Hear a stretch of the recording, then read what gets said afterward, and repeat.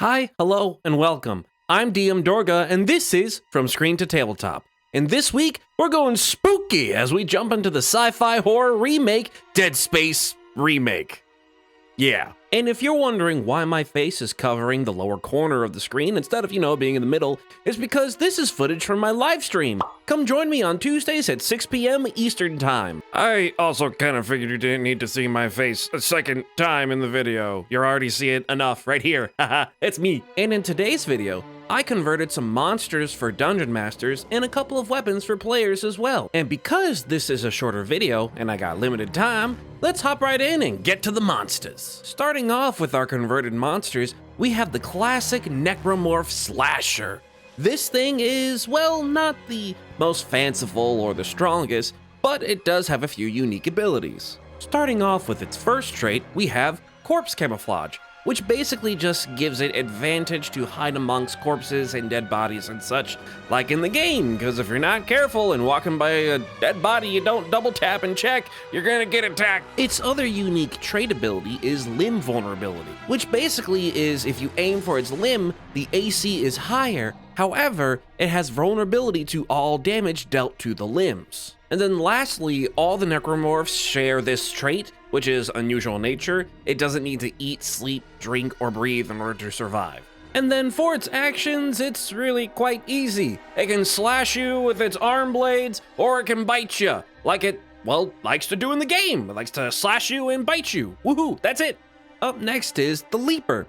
I'm gonna skip any abilities that are the same as the slashers and get to the more unique ones. I didn't change my shirt. I don't know what you're talking about. I didn't take multiple days to make this video. So besides having higher hit points, the one unique passive trait that the Leaper has is its standing leap, which basically it can jump real far. That's it. It can jump real far and real good. So now we move on to the Leaper's actions, where it can bite somebody or sting somebody, or it can latch onto someone, deal damage to them, and grapple them. That is a recharge ability though. Up next, we have the most disturbing, but also iconic of the necromorphs, the Necromorph Lurker, aka the Undead Babies. So besides being highly disturbing, the Necromorph Lurkers do share some of the same traits as the other necromorphs.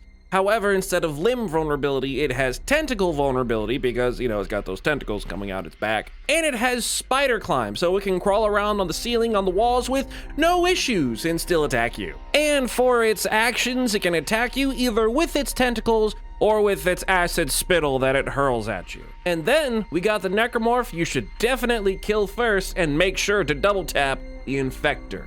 So besides being given a fly speed, this thing has the most unique and terrifying ability, which is it can take dead bodies and make more necromorphs. And if you happen to be unlucky enough to be around an infector while being unconscious, if it attacks you, there's no saving throws. If it hits, you die, then come back the next round as a slasher necromorph. And last but not least of the necromorphs made so far is the Necromorph Spitter. However, this one is basically the Necromorph Slasher, except it can also spit acid.